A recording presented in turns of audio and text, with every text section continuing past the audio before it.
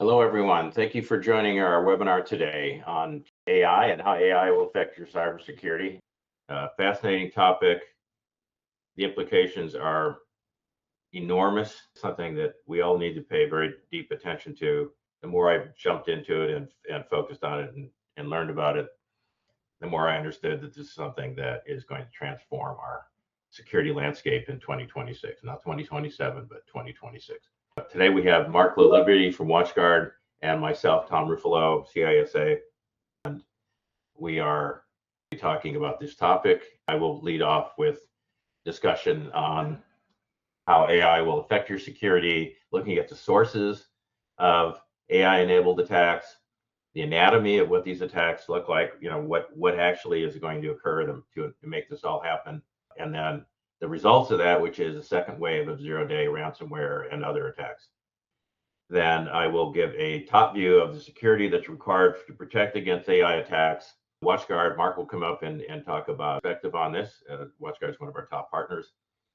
And I will finish off by giving you a summary of the detailed requirements for defending against AI attacks in 2026 and beyond. Okay, so now we're going to talk about the content. So where the threat's going to come from. There's two areas of AI threats and where we're going to need solutions. First one is user-based, right? So if you got users that are using ChatGPT or something like that, or programmers inside your company, which most of you seem not to, then this is where you would normally think this is where we need to protect our company from AI. Turns out, I don't believe that's your number one threat. That is a potential source of threats, but in reality, if that was it, we probably wouldn't be too bad off. But that's not the only threat. The biggest threat is going to be from criminals using AI to discover, create, and deliver new attacks. So this will usher in a second wave of democratized zero-day ransomware and other types of attacks.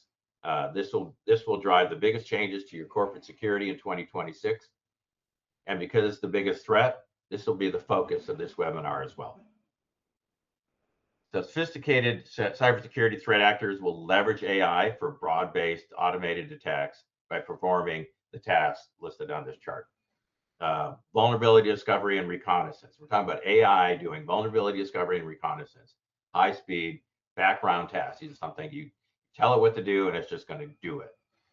And also malware code development and execution, so it can develop the attack methods.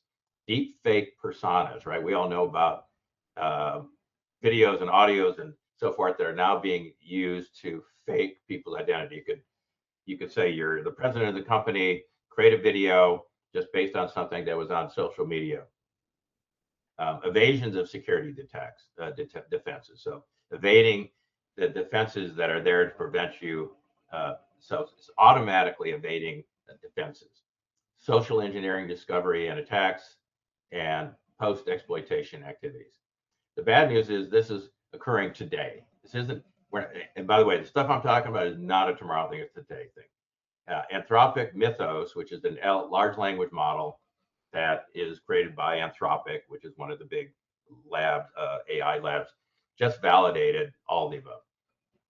And while Anthropic scared everybody with this revelation that AI could do all this and is doing it,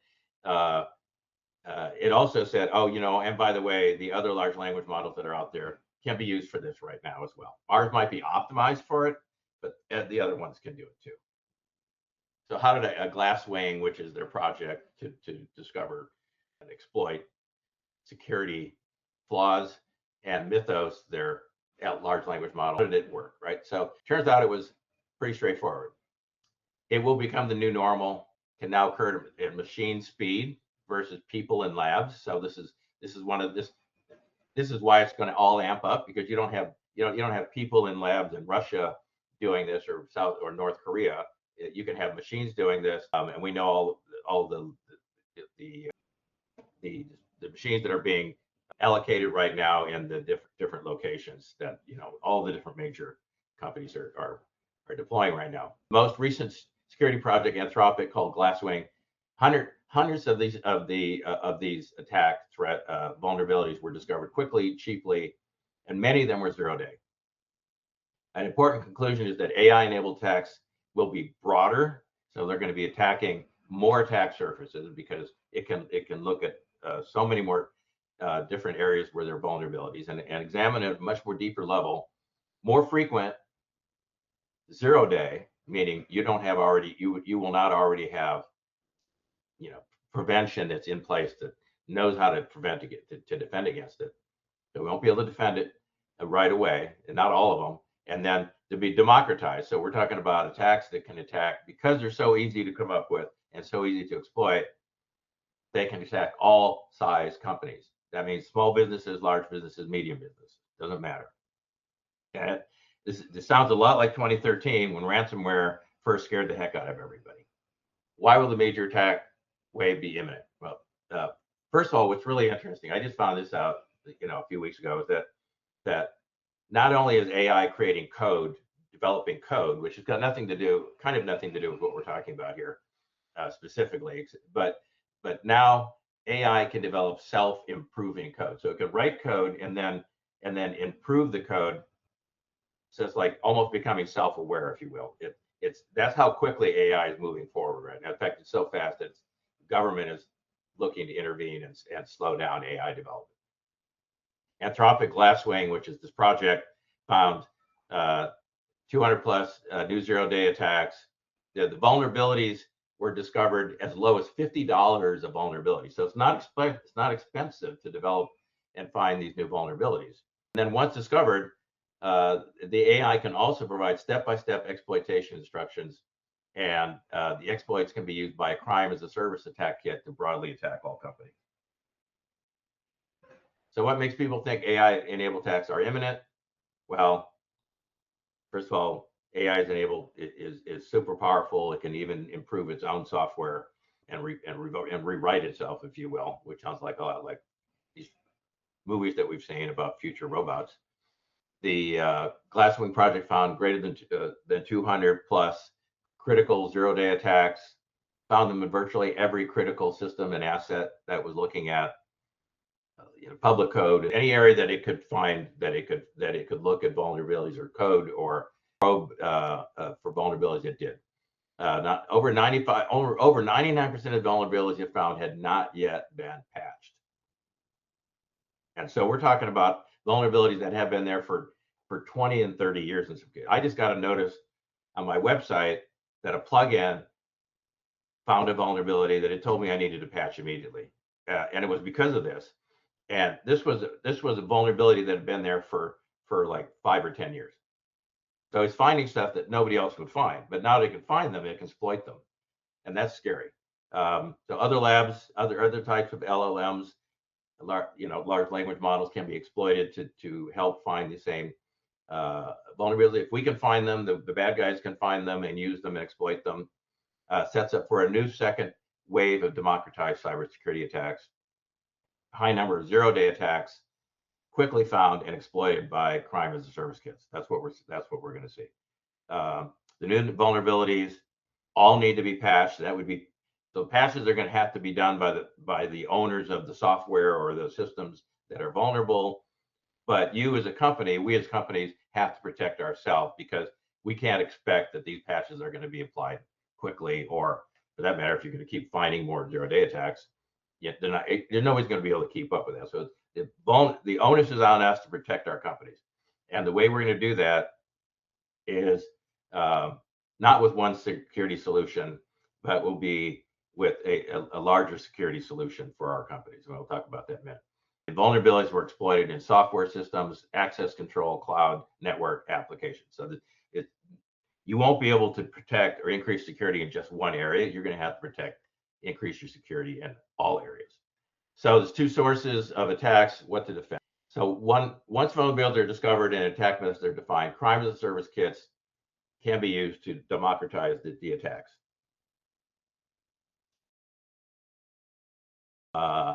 With the help of, I'm sorry, there we go, back there. Okay. With the help of AI, many more crime as a service kits have been developed than we had in 2013. Now the crime as a service kits are in all these different areas that you see on this chart, and and enables broader attacks, more frequent attacks, zero-day attacks, democratized attacks. And they're being offered, these attack kits are offered in the dark web for criminals who want to exploit them. And they can be automatically exploited. Bottom line is, we're going to see a lot more attacks that are zero-day, and even not zero-day ones, but zero-day ones as well. And it's going to look a lot like what we saw in 2013, which I'm going to show you here on my clever little chart. But what we need to defend against is two sources, right? Attacks on AI usage, which is going to be primarily the responsibility of the AI systems vendor, the AI creators like Anthropic and the people like that are, and also tool creators are also going to be trying to create more secure environments. But what we're going to see is, and you can see my clever chart here, was hand drawn. Yes, it was hand drawn. But what we saw in 2012 is that we saw an increase in ransomware as a service kits because of ransomware as a service, because of crime as a service kits, and because criminals were able to exploit them quickly and easily and cheaply. Now we're going to see that again because AI is going to be discovering these vulnerabilities, defining how to exploit them, and then enabling the crime as a service kits. So we're going to see a dramatic increase in attacks, and we won't be able to just, there will not be any one solution to solve these problems. If you look at just the AI usage security, right, which is code developers and for people who are developing code, which is not most of you, but you've got users and using browsers and stuff. That is going to be one area of focus, but it's not the focus of what we're doing here. But Gemini, Anthropic, and even some of the cybersecurity companies are going to try to prevent some of these things. The people that are making these tools and the ability to use AI will be focused on AI security related to like the AI platforms for doing AI agents. But what we're focused on here is overall security, because if you increase your overall security and you add zero-day solutions, you increase the overall compliance level, your security to compliance level, which means you're filling all the holes the best you can within your budget based on your security company's profile, right? Meaning like you do a risk assessment and you determine where your risks are, you prioritize them, you prioritize your solutions.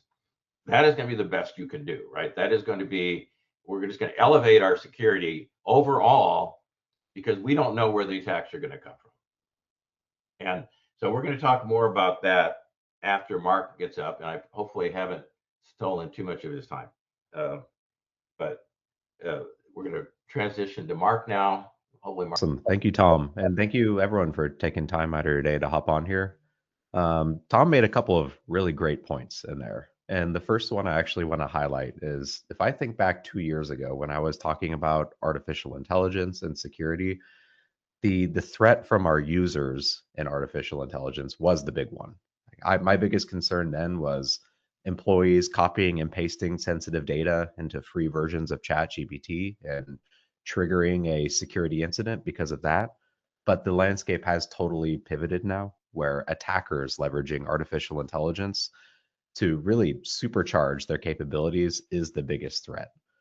And like Tom mentioned, there's been waves of increases in cyber threats targeting small and mid-sized businesses over the last couple of years.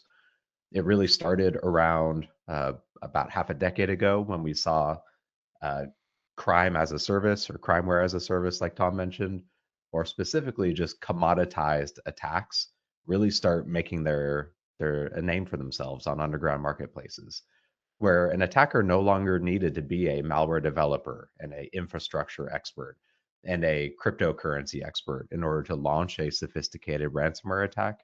They could just go license access as an affiliate to one of these pre-built tools and go fire it away at a number of victims out there. And that really blew the doors open and allowed even low-skilled threat actors to start launching pretty devastating attacks.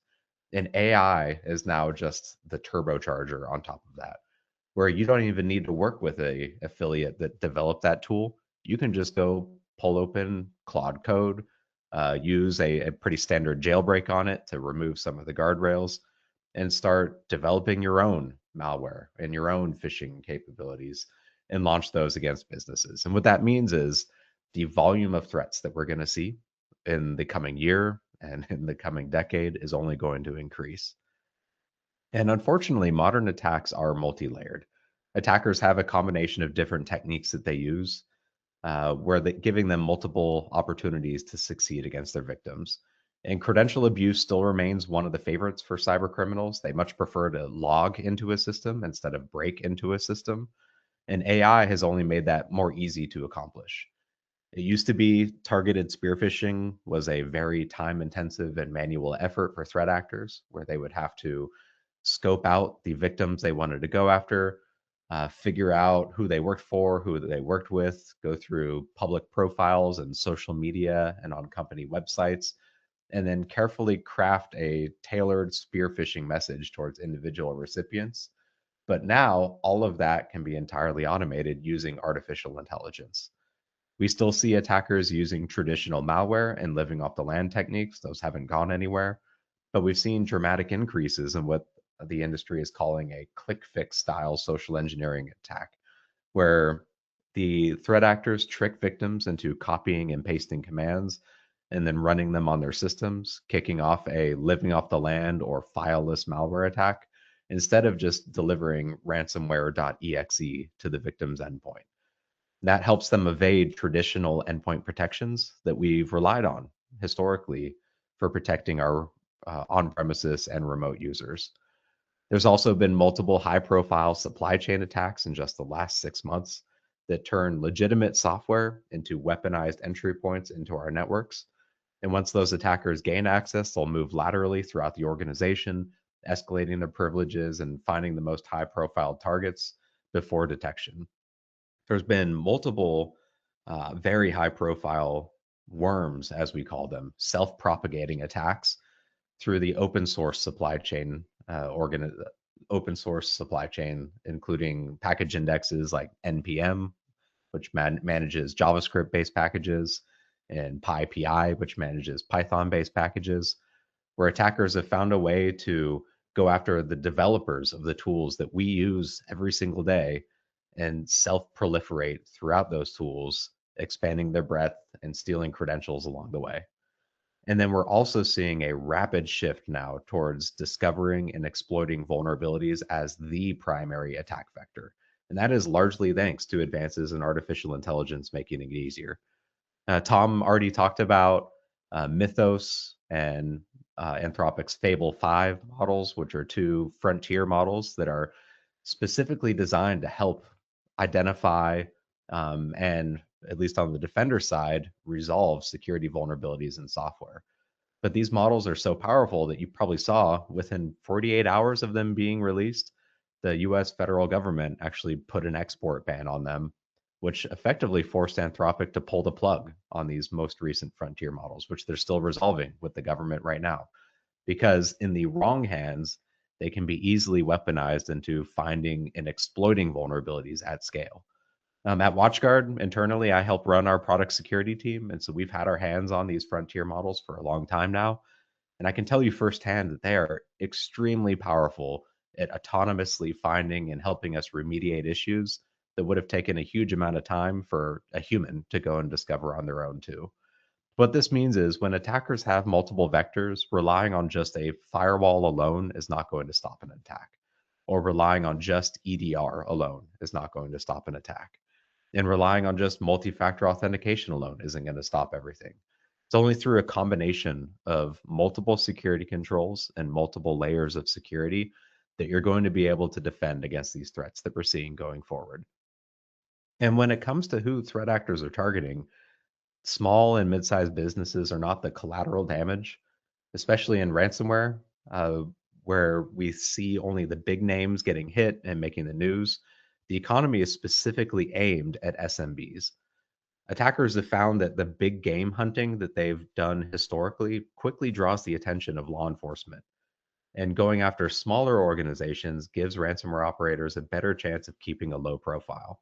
And when we look at the economics of this, it makes sense for them too. Ransomware as a service has exploded in popularity in the last decade. And it offers really low overhead for threat actors to go after multiple smaller organizations instead of having to focus their time and attention on the big ones. And what that means on the defender side for small and mid-sized businesses, when you've got a really limited security budget and probably no security expertise, or maybe that one guy that's got a little bit of security expertise, it's tough to defend against that deluge of threats that we're seeing.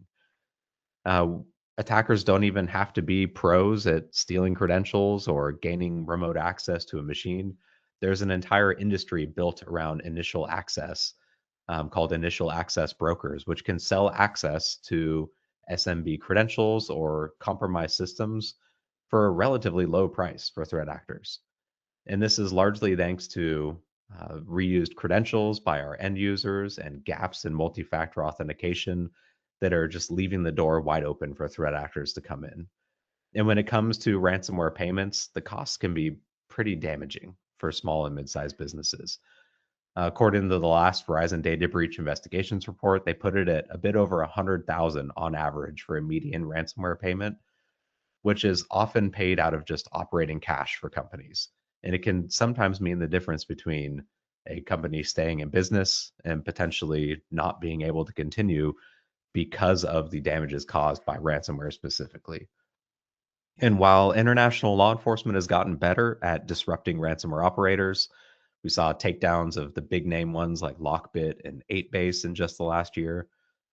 Disruption does not equal defeat, unfortunately. Really, it just makes it more difficult and time and more expensive for threat actors to launch these attacks, but they will keep coming back, rebranded under new names with new capabilities. And thanks to artificial intelligence advancements, with more volume as well too. And remote users are also still a major risk for organizations. And let's picture that with a specific scenario here. Picture one of your employees, they open up their laptop at home, they log into Microsoft 365, they download a file, and then they share it with a vendor. And I want you to try and consider where risk is introduced in this scenario.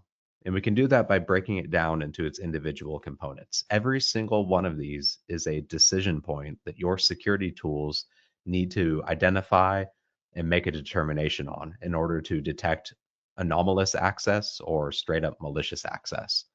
For example, the user involved, is it really the right user? Did we validate their identity before granting them access to this resource?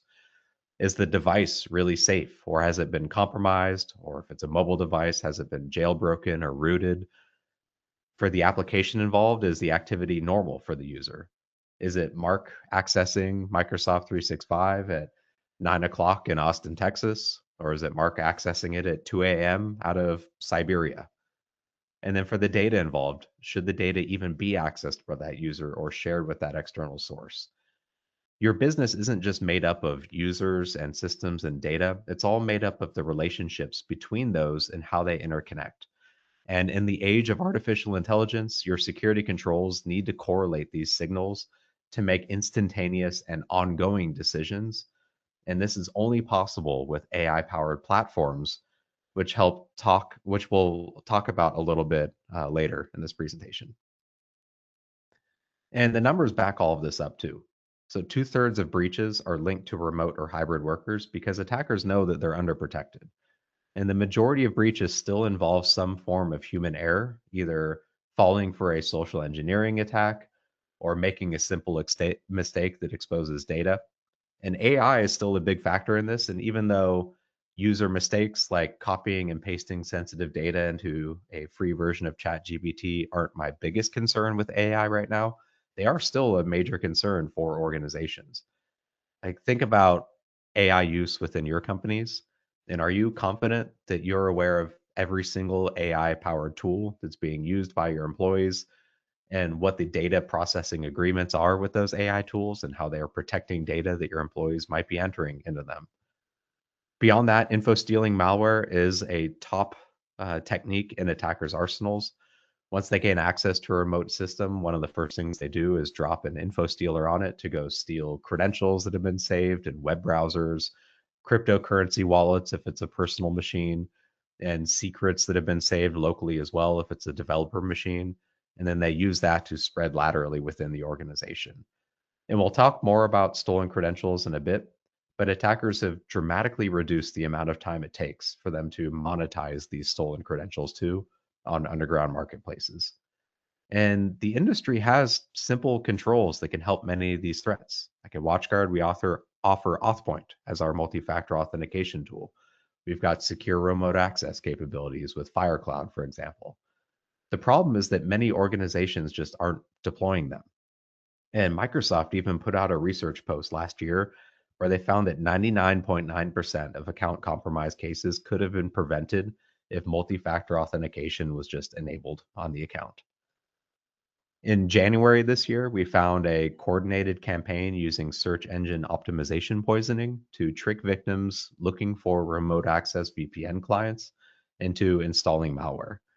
And we uncovered this campaign affecting more than a dozen vendors. WatchGuard was one of them, but all of the popular VPN tools were out there as well, and over 30 domains involved in this campaign too. And it specifically targeted customers that were using Google to search for VPN software and then clicking on that very first link.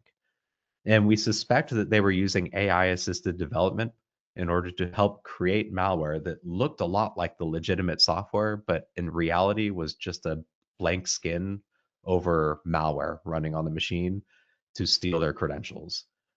It looked very similar to the legitimate version. If you weren't a WatchGuard regular, you probably wouldn't have spotted the difference between the fake VPN clients that people were downloading and the real ones.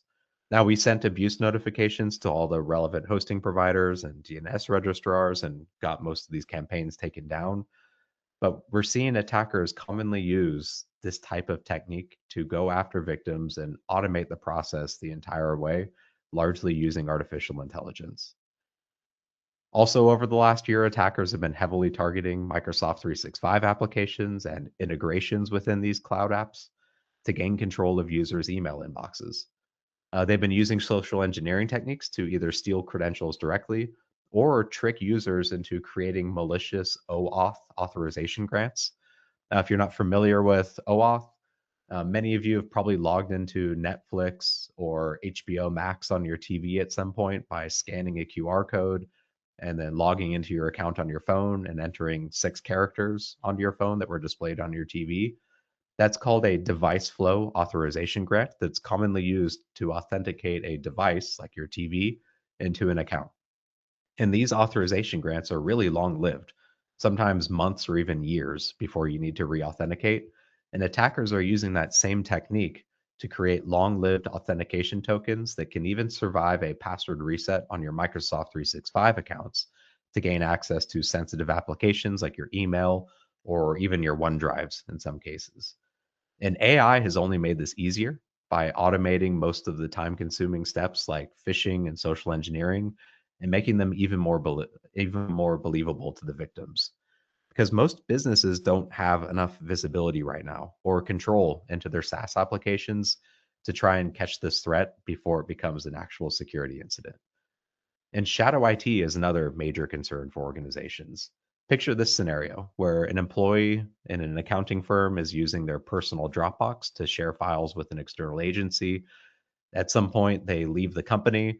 IT completes their offboarding checklist by revoking access to business applications, but that personal Dropbox was not on the list. What that means is half a year later, they still have access to current client documents in that shared folder, creating a security incident. This isn't a breach in a traditional sense. There's no breach notification, no one calls you. It's just invisible exposure, which is even worse. And this is one of the big risks when it comes to shadow IT. Now, Tom touched on this earlier, but artificial intelligence is collapsing the mean time to exploit for vulnerabilities. Back in 2018, we had on average 2.3 years between when a vulnerability was disclosed by a vendor and when it became under active exploit by threat actors. In 2021, that was down below a year to just 10 months. Now in 2026, we're at 1.6 days on average from when a vulnerability is disclosed to when it's being under active exploit by a threat actor. And in fact, 73% of vulnerabilities are actually exposed before disclosure now, too. Attackers have weaponized artificial intelligence like Claude Code and GitHub Codex in order to identify and exploit vulnerabilities at scale against organizations. And it means that patching alone, while still a critical piece of a security stack, is just not enough on its own.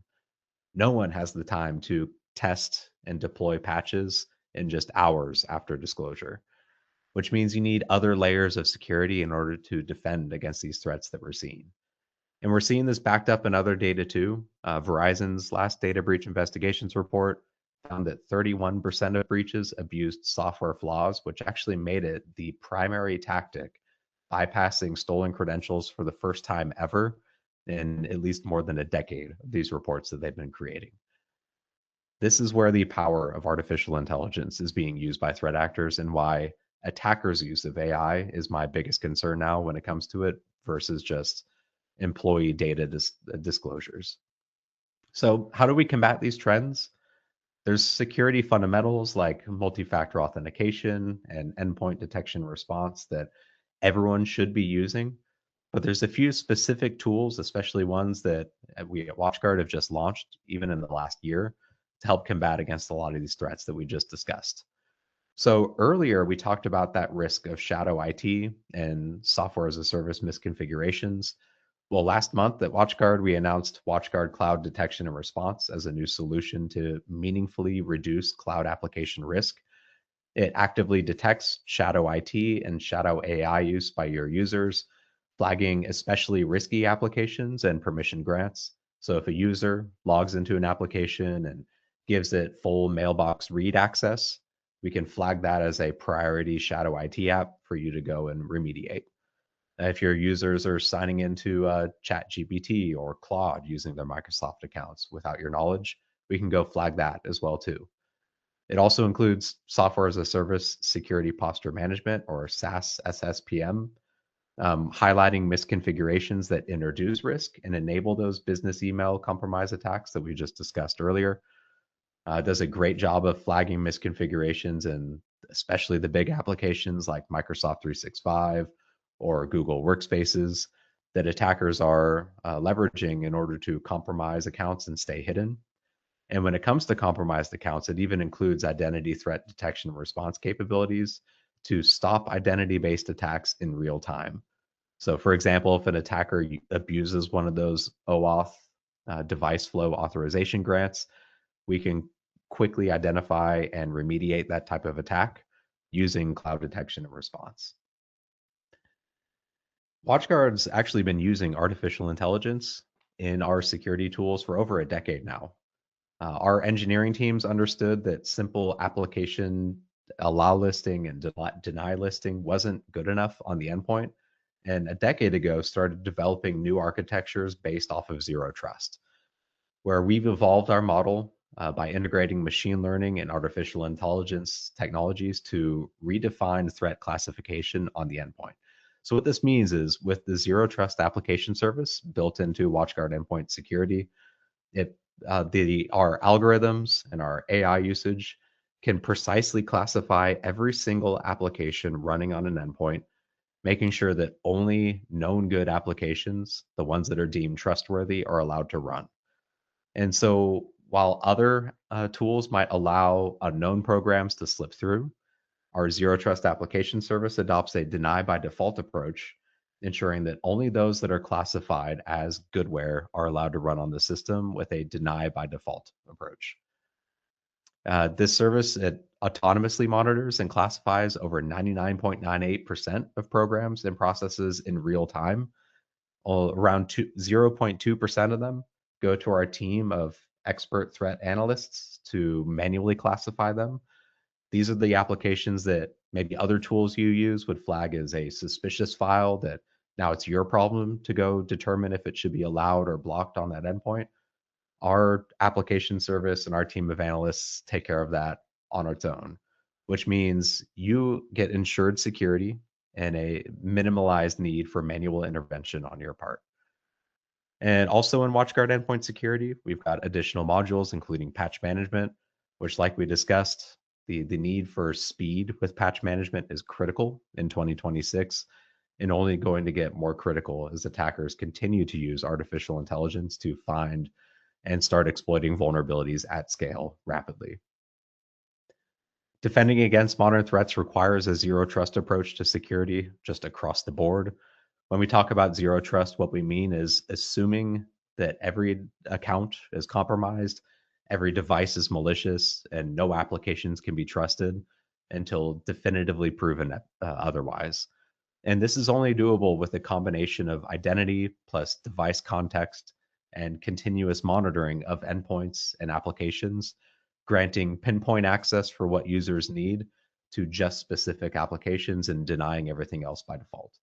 At WatchGuard, we do this through the combination of FireCloud for secure remote access and secure internet access, and AuthPoint for identity verification and posture management. By adopting zero trust, it means you can grant users access to exactly what they need while blocking threat actors that may have compromised a user credential or compromised a user device from gaining access to more than what that user should have had, or moving laterally within an environment. But really, all of these controls come together in our AI-powered XDR platform, which we call ThreatSync, which actively reduces mean time to remediation by correlating signals and coordinating response actions through automated response policies.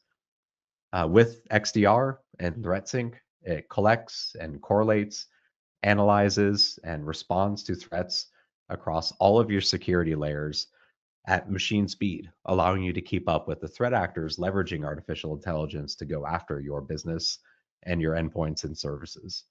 It gives you an easy to understand threat score for the indicators and incidents that it finds, and it provides detailed, contextualized, actionable pictures of your threat surface and your organization. Because artificial intelligence, it's increasing the pace of attacks, and relying on old cybersecurity practices and disconnected controls is not going to work in the modern era anymore. The only chance that we stand is when all of our layers of security actually work together to quickly identify and respond to threats faster than attackers can launch them against them. So thank you. I think I've left time for a bit of a wrap up from Tom here, so I'll hand it back to him. Great, thanks, Mark. That's a great job. And it's exactly why WatchGuard's our partner, because they have the right solutions for the companies that we work with. So first of all, I want to summarize what you need for AI security. Right, there are three different areas that you need to focus. First one would be, what does your company need to implement in security to protect yourself? First one is with the number of attacks increasing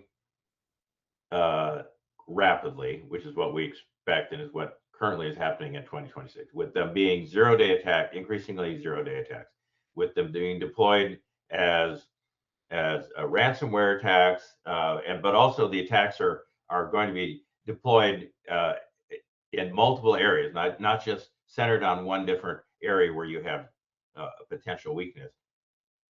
The only answer is compliance. You need to move your security toward compliance level security. So wherever you're at, you need to elevate it more toward compliance level security. So you need to have, it's like having a web, some kind of a web or something that's protecting you. Now we need a web that's better, thicker, with smaller holes in it, right? In order to protect us from the attacks. So that, as an overall philosophy, that's what we need to strive for. We want to work with vendor platforms like WatchGuards that have AI-enabled XDR and broad security lines, meaning they have broad set of solutions.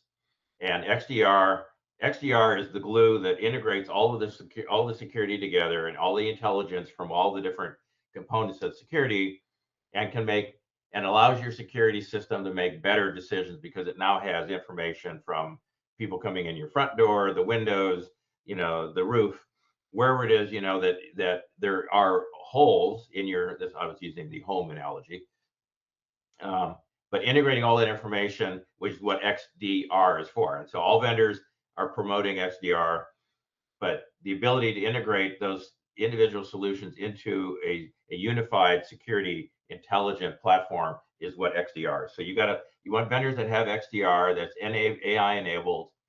You want real-time zero-day protection, including virtual patching or patching of any sort, right? You want to be able to patch your solutions, but we need the different solutions that are out there, the products that we're using, the IT in our infrastructure, all of that stuff needs to get patched too. But that's outside of our control. What is inside your control is your ability to patch your solutions as quickly as possible. And if you can have the security system itself doing patching, enabling that, and WatchGuard does have a patching solution, which is actually kind of unique. That is a real plus. We want zero trust architecture. So inherently, what most small companies aren't doing and haven't done yet is really move to zero trust. So a zero trust philosophy is something you apply across all your security to increase the overall level of security, right? We want to make sure that you trust no one unless they're designated, discreetly designated as needing to have access to something. And also you want to be able to control the level of access to the data or the information. You want to control what they can do with that information. Those are all parts of zero trust and SASE type security solutions. We want to protect, detect, and respond philosophy, right? So the old solutions in security were protect. Antivirus is a protect kind of a solution. But you need to be able to detect things that can potentially get through, which is really monitoring, security monitoring. And then you need to be able to respond, and you want that to be as automated as possible. So a protect, detect, and respond philosophy, which includes MDR, or managed detection and response, right?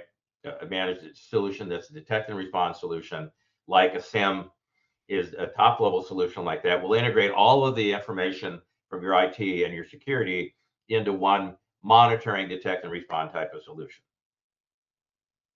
And you need that because you can't protect and defend everything, but you need to have like belts and suspenders, right? It literally is that. And then you need AI specific solutions to protect against AI specific threats, right? So that's more of the protecting against the users that are using AI, the developers that are developing AI, and so forth and so on. You need that to be added to the list. From your partners, the people you work with, you want real-time protection from new zero-day attacks and from AI models. You want XDR solutions that are AI enabled. We need broad XDR integrated products. You need the products that are integrated in the XDR, which is what we're talking about, like WatchGuard has many products that are integrated together. We want zero trust architecture solutions for private, public access, and cloud assets. And the one thing I didn't really emphasize here is the cloud security, right? So we need to also be protecting our companies from cloud threats against cloud assets. Your cloud assets are your people working from home, your applications that are SASE based applications in the cloud, your servers that are in the cloud as well. It may be Amazon, Azure, or whatever. So that anything that is now used to be in-house is now distributed across the cloud. We need to protect those under one overall umbrella, which is what SASE is really great for. And then for your developers, if you have AI developers, which you don't really, you need to have really scrutinize the solutions that are in place to protect those environments, because that's a whole new environment that potentially has a new level of security risk.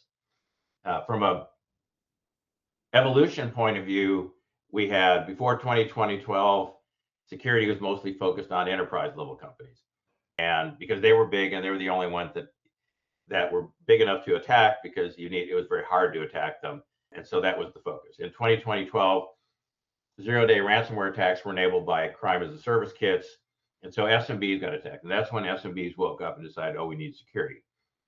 Cyber insurance was required because of the increased attacks. They also have some level of requirements, which mostly affected small businesses and non-regulated companies, because they didn't have sometimes didn't have the solutions that the insurance companies required. So they're injecting a new set of requirements for security, not as strong as regulations are, but still an elevation for some smaller companies, a reason for them to increase their security or scrutinize it. In 2026, we're going to have a new high volume wave of zero-day attacks, and they're coming. There's no question that they're coming, and so we need to have the right level of solutions for this evolution. And the evolution that we're seeing now is going to require,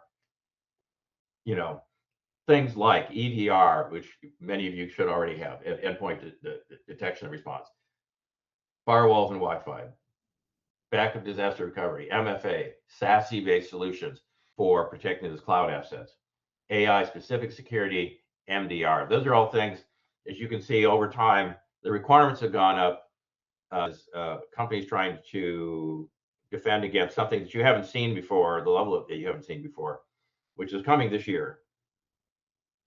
These are the kind of things that you need, and possibly more, but mostly you need compliance level security, and that will be defined by differently for every single company.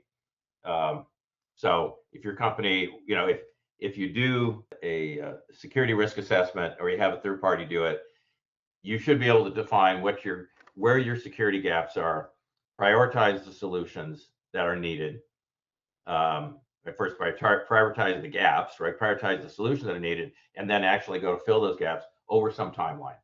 That's really the best I think any of us can do, but we need to do it intelligently because you only have so much budget, and the only way you can get the best results is to know what your top priorities are and what you need to implement and where you need to spread your budget across. And what a lot of small businesses have ignored up to this point is cloud security, or security of the cloud, which is like SASE-based security. And this year, it's going to be about moving toward compliance level security. Those are things that you need to keep in mind. And if you haven't already made those moves, it's the time to start thinking about that. And not thinking about doing, actually, I would say. The last thing I wanted to just talk about is like what eSecurity Solutions works with WatchGuard as one of our partners, as you can see down in the bottom there. We provide 3 different levels of solutions for our customers, which encompasses all the security solutions that you need, including governance, risk, and compliance services like risk assessments, risk management, vulnerability scans, pen tests, that sort of thing. Even response, attack response. Security products such as what WatchGuard provides and our other vendors. And then MDR and managed security, we provide managed detection response and managed security. Those 3 things combined allow us to provide everything our customers need. And if we know what what your strengths and weaknesses are, we know where you need to focus, we can actively help you do that. And our goal is to be your partner and actively help you achieve your security goals as well. So thank you very much. Appreciate your time today. Thank you, Mark. And look forward to working with you in the future on more stuff.